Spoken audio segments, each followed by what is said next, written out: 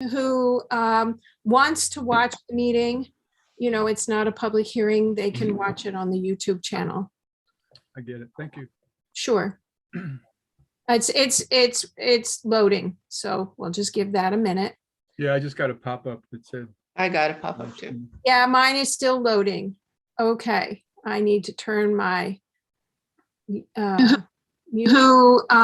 wants to watch the meeting, you know, it's not a public hearing, they can watch. All right, now I just have to turn my recorder on and make sure we are also, nope, more record.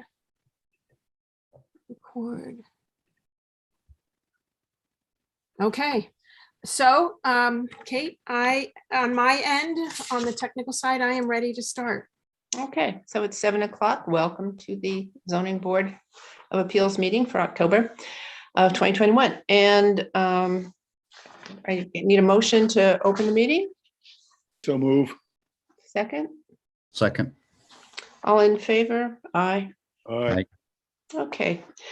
The first order of business is to look at approval of the minutes. And again, we are without 3 members who attended the entire August meeting, so we cannot approve those minutes. But we can look at the minutes for September 8th. Members, have you had a chance to review those? Any comments or questions? Any corrections? Not for me, thank you. Not for me. Okay, I have nothing to add or comment about. Can I get a motion to approve the September 8th, 2021 minutes? I move to accept the minutes as written. I'll second. All in favor? Aye. Aye. Aye. Okay. We did get a request from one member of the public to attend the Zoom meeting as opposed to viewing over the YouTube station. And Anne and I talked about that, and we cited it fine. It was no imposition on Anne's time since she was already in the office.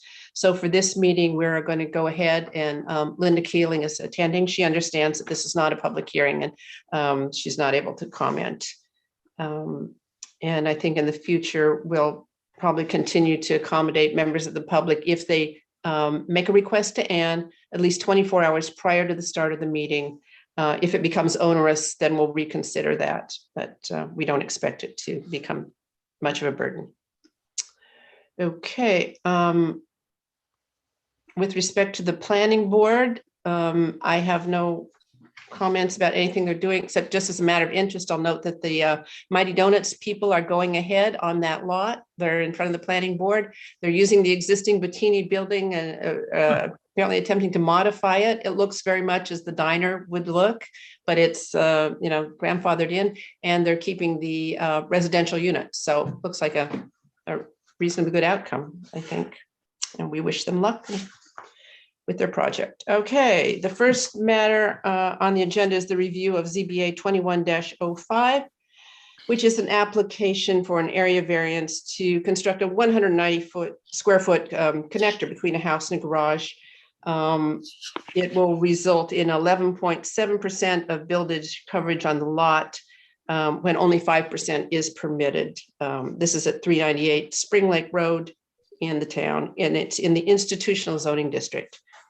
Okay, and representing the applicant is Philip Zemke. Phil, do you want to tell us what this is about? Sure. And why the variance is needed?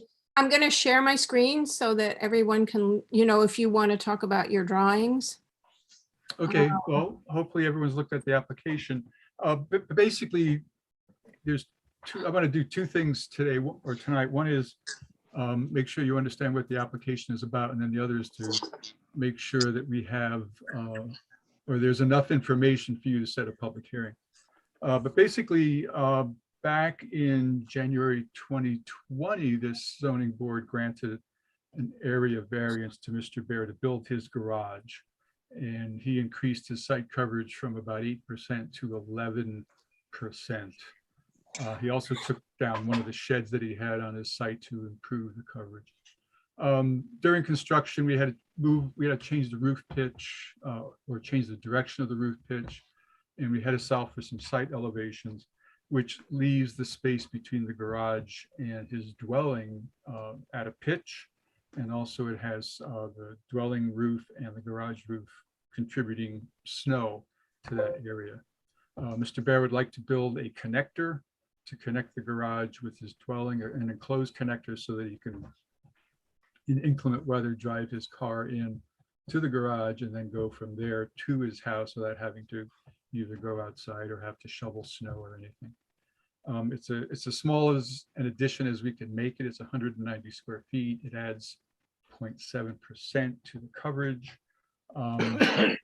And similarly to the other application, we also are required to get a special permit from the planning board.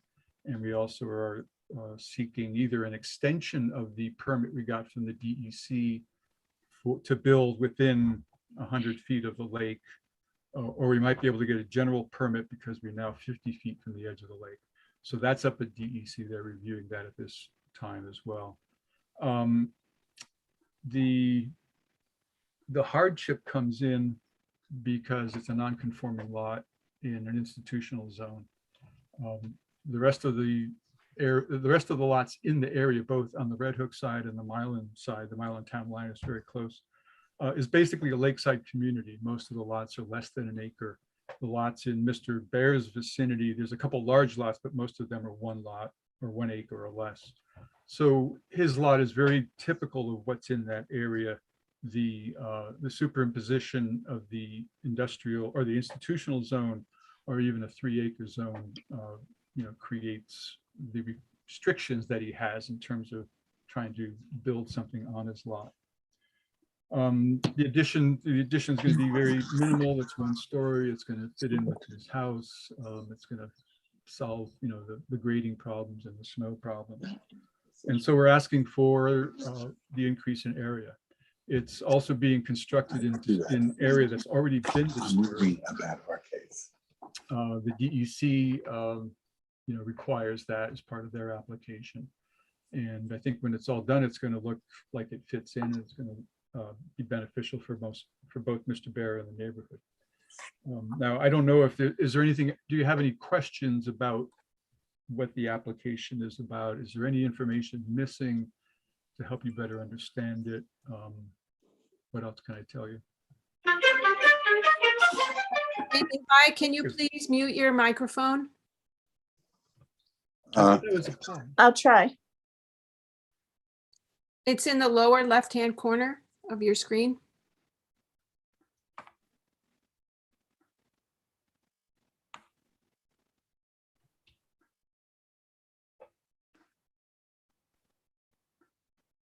I'll just add, Mr. Bear attached a letter to the application expressing his thoughts, and it's primarily a safety issue for him. Yes, it would make things better for his property, but it's also a safety issue, and that's primarily why we're here.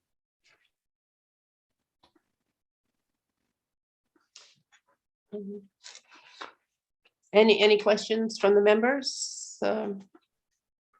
None for me. Thank you, Madam Chair. Yeah, no questions for me as well.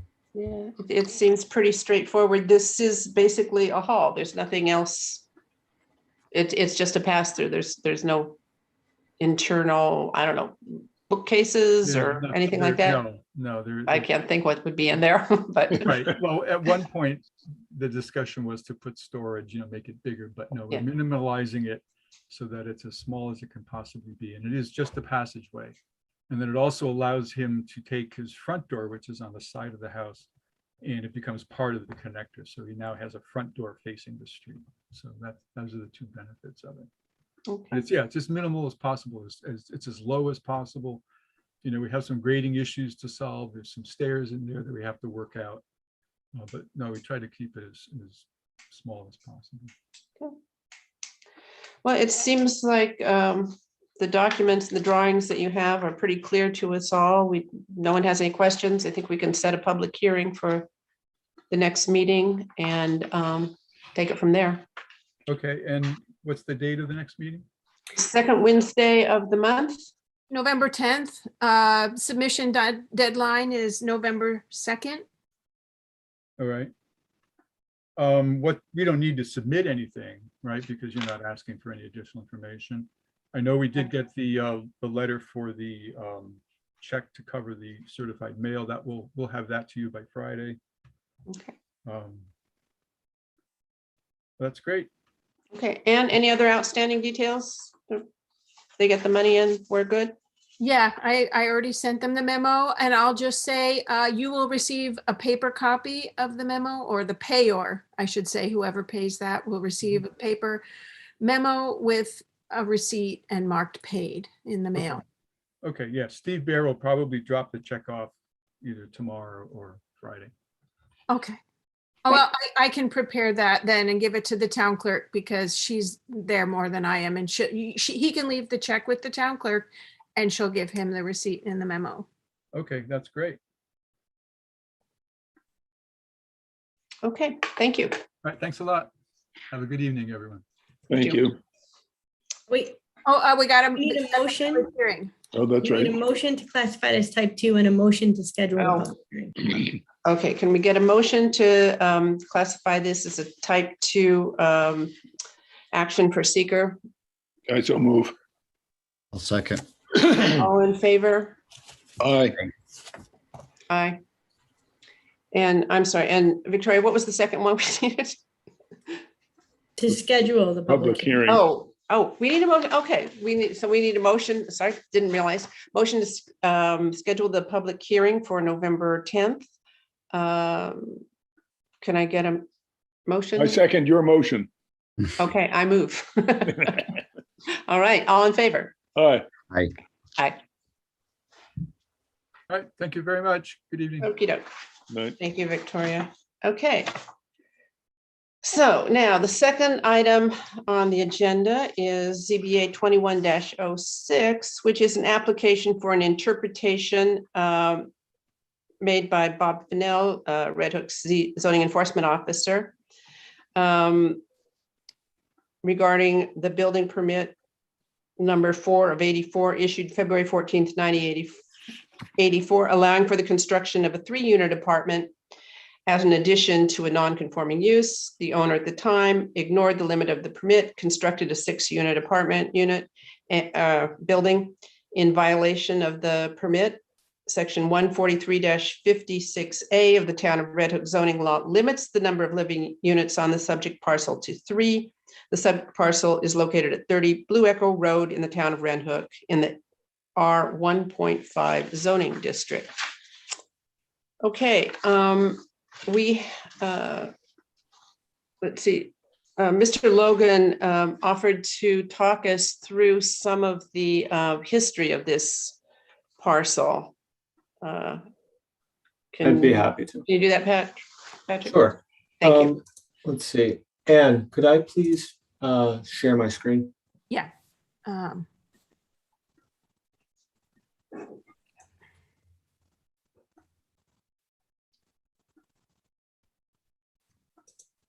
Great, thank you. Yep. Members, I wanted to go over this because it's an interesting situation with a lot of history to it. Are you able to see my screen that has, among other things, the parcel card for the property? Yes. On it. Yes. Great. So going back a few decades to 1970, the historical aerials for the property indicate that there was a house and a garage. The house is currently a 2-unit building, I believe, and the garage currently has an attached apartment. In 1974, the town issued previous owners of the property a building permit to construct an addition. It doesn't have any detail on what that addition was, but it appears that it was the addition of this kind of L-shaped building right here. So now we're looking at an aerial from 1980. Then, in September of 1983, the previous owner submitted an application for area variances in order to construct a 2-story, 6-unit building. This required an area variance due to the increased density because they'd be adding more dwelling units onto the property than the zoning law allowed at the time. The ZBA denied that variance in 1983. Then in 1984, the town ended up issuing a building permit to allow the construction of a one-story, 3-unit building. This apparently did not require an area variance at the time. So during the spring of 1984, the previous owners, instead of building the one-story, 3-unit building that they were allowed, built the 2-story, 6-unit building that they had wanted to the entire time. And I'm going to show you now 1990. You can see it's this building in the back here. So the town told them that this was in violation. At the time, they ended up going to court. The previous owners pled guilty. And they were told to bring the building into compliance, but that never actually occurred. So now we are left with a building that has 2 stories, 6 units that were never allowed under the zoning. And we come to the present day, that building is still there, still 2 stories, still 6 units. And 3 of those 6 units were never permitted. The ZEO realized what had happened with this property and the unique situation it's in, and issued a notice of violation saying that the property is in violation of the provisions of the zoning law regarding density, which is how many units are allowed to be on the property, because they were only ever permitted to build an extra 3, but an extra 6 were built. And that is where we are now. The owners have appealed that notice of violation, and I imagine they will want to present their own arguments as well. But now I have tried to give you a bit of context and background for the property and what's going on. So I think there's one important point that we just need to bring to the board's attention, which is that, you know, this project has a long history, and Patrick just did a nice job laying it out. Generally, when a property is sold, the title company conducts a search, and they ask the building inspector to sign something saying that there are violations on the property or there are not violations on the property. And apparently, when this property was sold a few years ago, the building inspector went into the town municipal files that are now online. It's a database. And he didn't see any building permits. And Bob, correct me if I'm wrong. And so he wrote a letter saying no building permits for the property, assuming it must have been built. You are wrong. The building inspector didn't do that. I did it as. Oh, sorry, Bob Fennell, the zoning enforcement officer did it. That's right. But this time around, he didn't just rely on municipal, he went to the physical files, and that's where it was uncovered that these buildings had been built in violation of the law. They were told to take it down, and they never did.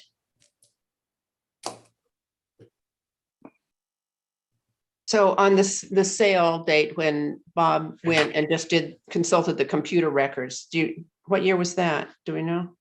That was 2015. Okay. And then now in 2021, on actual physical inspection, we located the permit for 3 units. Search in the basement for the records. Yeah. The old records are held. The records are all stored in the basement. Right. Older ones especially. Okay. So now it appears that Mr. Krogan is appealing Bob's determination that the property is in violation of the zoning law because there are more units than what's allowed. And, you know, the proper approvals, variances, et cetera, were never obtained. Okay. Chris, Mr. Close or Mr. Carney, if either of you have any questions now to Victoria or Patrick? Anything? And I'm just to clarify, we're being asked for an interpretation. Is that what we're doing here? On the original zoning? Okay. Yeah. Well, I think it's an appeal. Of the violation letter. It's an appeal of Bob's violation letter, and Mr. Krogan can elaborate on that in a moment, but I don't believe it's an interpretation. It's an appeal. They're claiming that Mr. Fennell was wrong when he issued his determination letter. Okay. I think it's quite clear. And that the letter is quite clear and the zoning is quite clear as read. But I also agree that it's a terribly murky situation from ages ago, but here we are. Okay. Okay, so let's see, who are we getting? I'm sorry. Mr. Krogan, you're here. There you are. Finding you. Okay. Would you like to speak on behalf of your clients now? I would, if you wouldn't mind, Mr. Chairman and members of the board. My name is Richard Krogan. I'm an attorney in Goshen, New York. I'm here representing Red Hook. So when my client is not just an average investor in property. He's also happens to be a lawyer. So him and his wife bought the property as an investment property. They did a title search back on September 15, 2015. And that was Exhibit A that I provided. And what I would point out is, to me, it's not just going into a file cabinet and pulling it out. It says, please be advised that an inspection was conducted on the above location on September 15th. The following results were noted. And it lists all the apartments.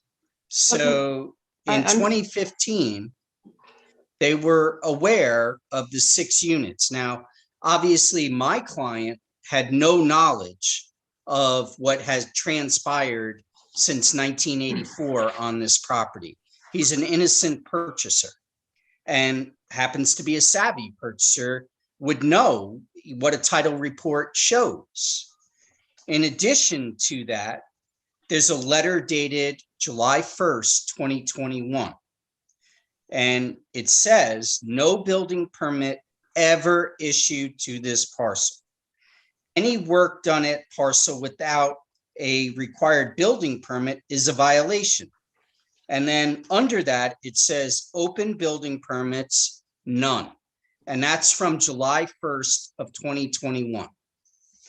So my client, the innocent purchaser, was refinancing the property, and otherwise this would have never come up. The title company with the refinance asked him to have a new municipal letter, and lo and behold comes this violation. The first time that they're ever made aware of any issue on the property. So my client, in good faith, paid a lot of money for this property, believing that there were 9 units there, 6 plus the other structure to give them 2 and 1. So 9 units. And obviously dropping down to 3 units would have been a big impact to him. And clearly, had he known of this violation, it would have been the seller's obligation to correct it. And there would have been a severe adjustment on the price or something done on the violation. So now he's caught in between being an innocent purchaser, having now with 3 apartments to be taken away. And obviously the whole building would change. Mr. Krogan, yes. I'm sorry to interrupt. You're giving us quite a history here, but what I'd like to know is why do you think that the zoning enforcement officer's letter is incorrect? Based upon the letter from September 15th when he bought it, saying at the top, past inspection. Well, you did see that letter. I guess that you received that through the title company or something, but that Yes. refers to a fire inspection. Well, it's still done with the knowledge that there's 9 units there. Well, So all apparently, I mean, I don't know what generated this inspection or anything, but when it happened, the only thing that was requested or that was provided by Mr. Cole was a statement that, and I honestly can't tell that this refers to what it refers to. There's numbers, there's letters. I have no idea there's no legend or anything that tells me what this means, but accepting that these refer to some units somewhere on the property, there were no issues with fire. That's all this says. Well, Can you I- explain what the abbreviations on the fire letter mean? It's Exhibit A. So for example, it says A1S-CO2. Does that That's mean, Smoke and, this is fire detectors and smoke detector, and CO2, CO detectors. Those things, and the other things are,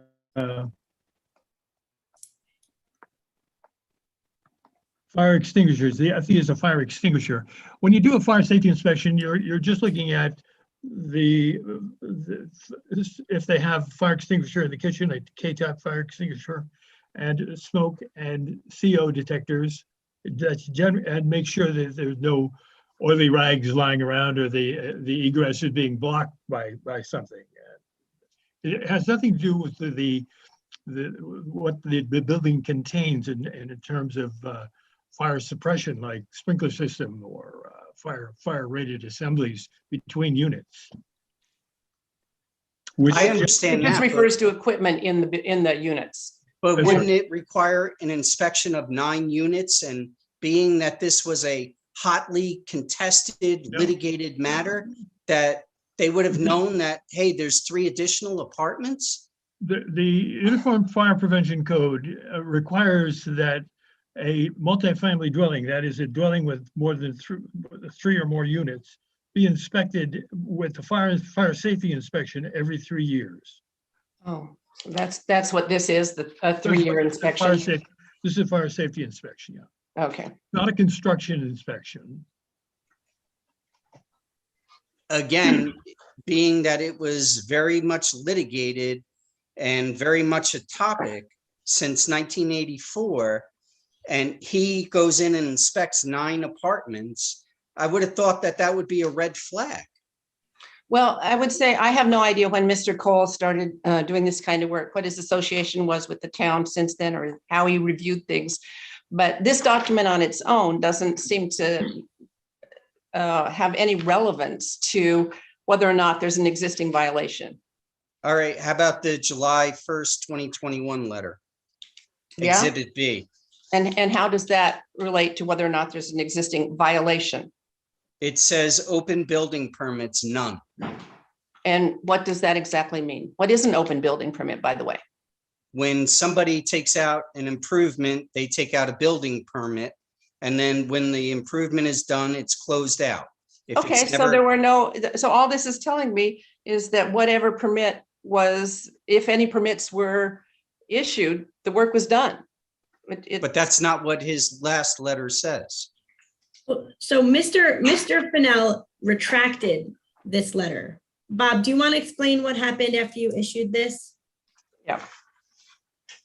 No, this was amended. As you see on top of, I don't know if you have Exhibit B that I have. It says amended 7/1/21, right?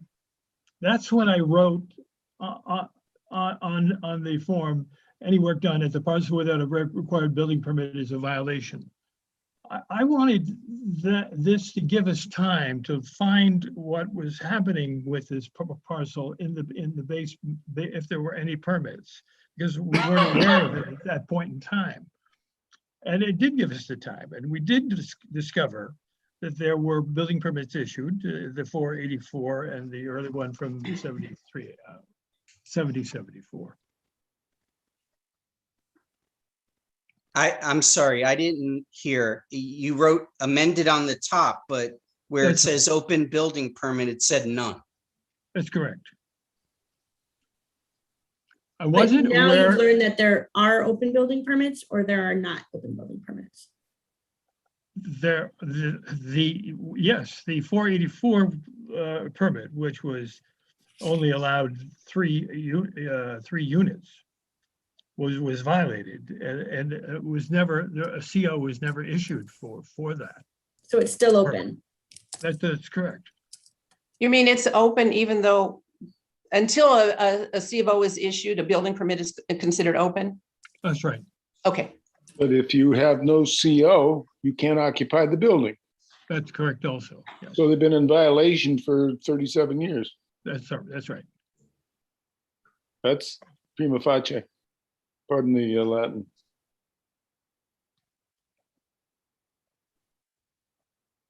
So, but again, my client only buys it in 2015 and title search doesn't come up with anything. He relies in good faith and purchases it. Alternatively, I guess I have spoken to Mr. Fennell, building inspector, and Mr. Logan, I'm sorry, and asking for an area variance in the alternative.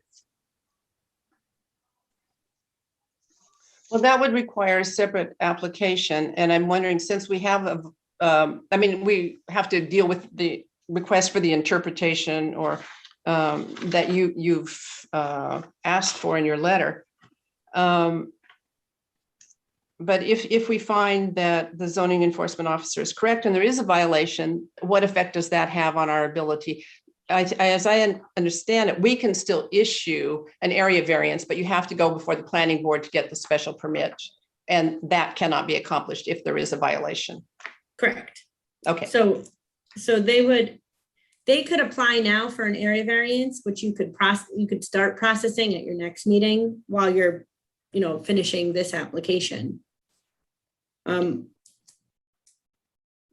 That's an alternative way to deal with it. Victoria, nitpicky, just an oral application now for an area variance as opposed to submitting they have to. It has to be submitted on a town application form with the fee. Yeah. Right. So it would be a review meeting, just to clarify for my sake too. They can submit an application for an area variance by our submission deadline for the next meeting, which is November 2nd. In the same manner that they submitted this application, even though this business with the interpretation is not yet finished. Is that correct? Correct, because tonight the board should set a public hearing on this interpretation request, which will be heard at the next meeting. And then at that meeting, we could also then begin to look at the request for the area variance. Correct. Okay. I have another concern. This is a property that is in violation, has been in violation for a long time. And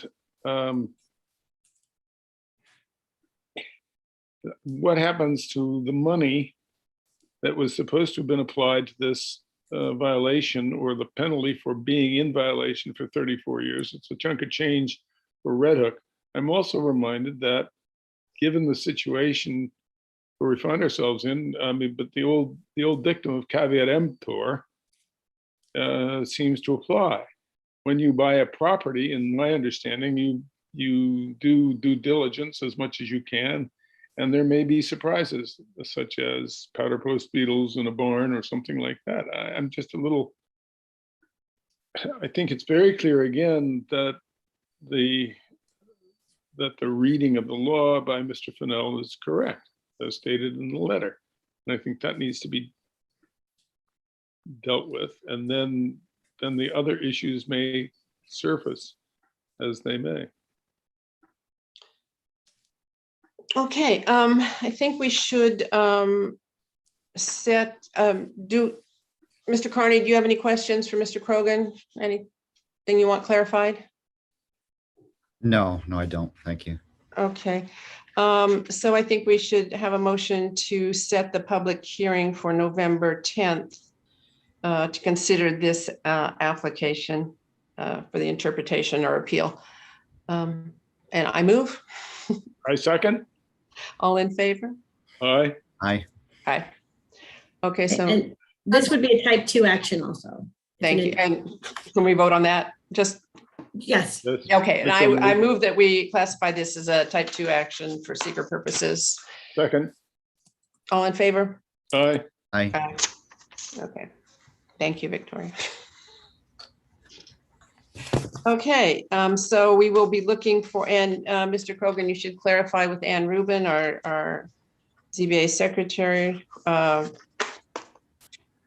Any questions you have about how to go ahead with the request for the area variance? Okay, and I did get the list, so we'll send out the money for the public hearing. So I'll need that by Friday because next meeting is early. And the other thing, just to clarify, you don't apply to the ZBA. You apply to our zoning enforcement officer, Bob Fennell. So when you send all the documentation to the town, don't write ZBA on the envelope, write ZEO Bob Fennell. That way he gets it direct. I'm confused. You said what has to be in by Friday? Does it just the payment or the Yes. application for these? No. It's the payment for the cost of the certified letter. Right, okay, not the And application. That's always a tight deadline when we have an early meeting because I am required to mail those out ahead of time. Okay. Okay, anything else that we need to discuss? Victoria, anything? I just want to note for the board that in parallel with the zoning issues, the building department has done an inspection and has compiled a list of things that need to be done to the property in order to comply with the building code, but that's happening separate of this. Mhm. So they're looking at life and safety issues from the town perspective for construction. I think the building inspector asked the applicants to hire a design professional, either an engineer or an architect to survey the building to find out what is missing for life safety issues. What's required in the law? Does it need a sprinkler system, for example? Does it need a 2-hour fire separation between the units? That sort of thing. That's what this design professional is supposed to determine. And that hasn't happened yet. I don't know. Well, It was in our letter to them, asking them to do that. Whether they've done it or not, I don't know. if I may respond. Sure. Today, I did speak to Mr. Fennell, and I was advised of this. I did speak to my client, and my client is hiring an architect for this. But he would like to know exactly what the building department, zoning enforcement would require of them so that the architect can specifically target that. He should talk to our building inspector, Steve Yeah. Cole, who will guide him on that. That's outside of my purview. I'm the zoning officer. I don't do anything with the building. Right. building And code. Mr. Krogan, in general, the problem is that under New York state law, when there's an open building permit and no CO issued, you have to issue a CO on construction meeting the current building code. And so someone has to go in and review and say, well, this was built in 1990, but does it meet current code standards? And if not, what needs to happen in order to bring it to current code standards so a CO could be issued today? I did have a conversation with the building code enforcement and with the building inspector, and they had told me that they would use the code from 1984. Okay, then I stand corrected. That's my understanding of how what New York state law requires. They specifically said that they would like the smoke alarm and carbon monoxide hardwired. That they did say. That's right. I was there when they spoke to him. Yeah. Okay, well, I'm not going to overrule the building inspector.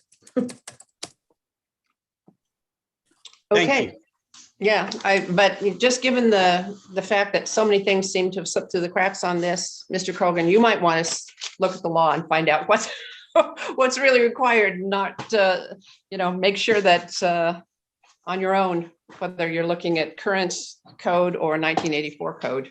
Yeah, I would like to clarify, because when we put up our last building on the farm, we were required to use much stronger construction materials and even hurricane anchors on the building. And it's a significant that is now seemingly the building code. So it's all about safety, especially when you have a multi-unit structure. It's just of concern. Okay, If there's nothing else, then I would move to adjourn. Thank you, Madam Chair. I second. All in favor? Aye. Aye. Okay, thank you, everyone. I. You. See you next month. Good night. Night. Right. Good night. Good night, everyone.